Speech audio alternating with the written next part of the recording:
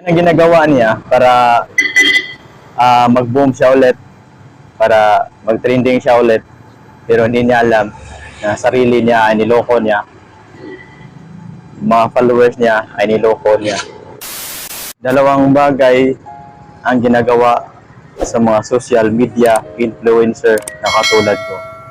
Number one, nagpo-promote sila ng online sabong, nagpo-promote sila sa mga online games na hindi nila alam na marami tayong Pilipino, marami tayong mga kababayan na nasisira ang buhay nila dahil sa mga laro na to sa online games. Maraming pamilya ang naghiwalay dahil sa mga online games na yan. So sa mga kakilala ko, kitang-kita nyo naman na hindi ako naglalaro ng online games.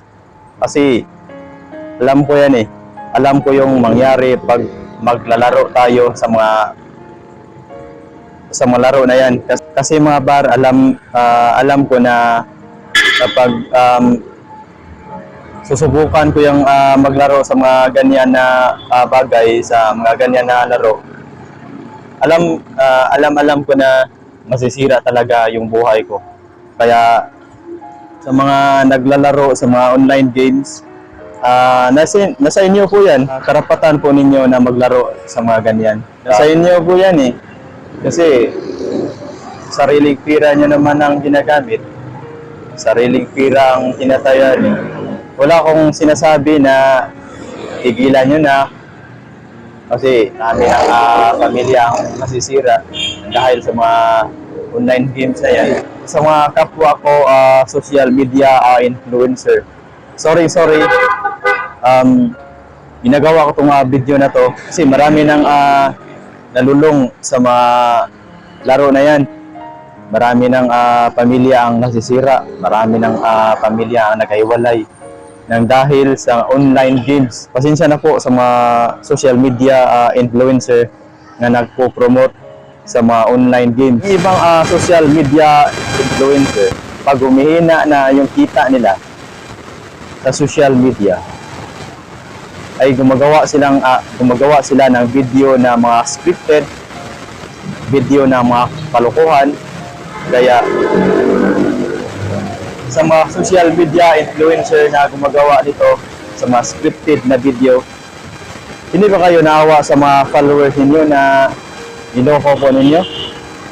Katulad ng ginagawa ni Abon, hindi ako katulad ng ibang tao na nangialam sa mga ginagawa sa iba. Yung mga alam ko yung ginagawa ni Bon kasi humihina na yung kita ni Bon, humihina na.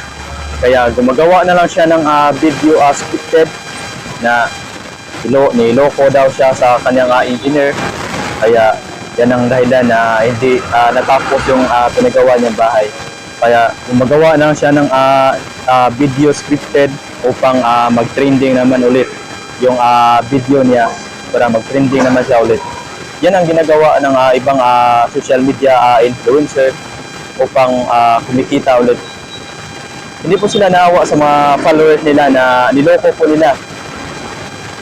nila yung sarili nila, niloko po nila yung followers nila. Kitang-kita natin sa mga vlogs ni Abon, kitang-kita natin sa mga mata niya na imagine,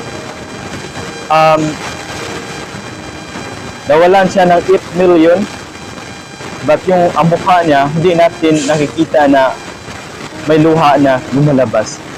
Halatang halata talaga na scripted yung video na ginagawa niya. Hindi ako nangialam sa video scripted ni Bon, pero nawa lang ako sa mga followers niya kasi niloko po niya eh. Niloko po niya, nagpanggap po siya na niloko siya ng kanyang engineer.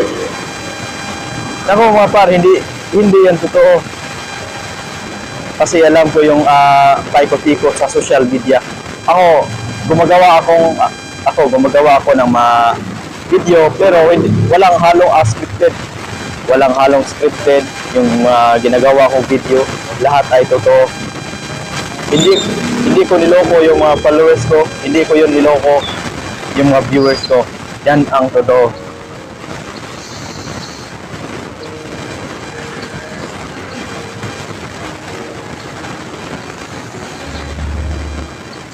Sabi ni Bon ay nagalit daw siya sa mga nagpo-promote sa mga online games. Nagsubaybay po kayo sa mga videos ni Bon. Nagpo-promote din siya ng online games. So, yung ginagawa ni Bon ay naghugas kamay si Bon. Naghugas siya sa kamay, tapos hindi pala totoo. Hindi pala totoo yung video na ginagawa niya. Isa pa lang kamalaking scripted. Yan ang ginagawa niya para mag-boom siya ulit, para mag-trending siya ulit. Pero hindi niya alam na sarili niya ay niloko niya. Mga followers niya ay niloko niya.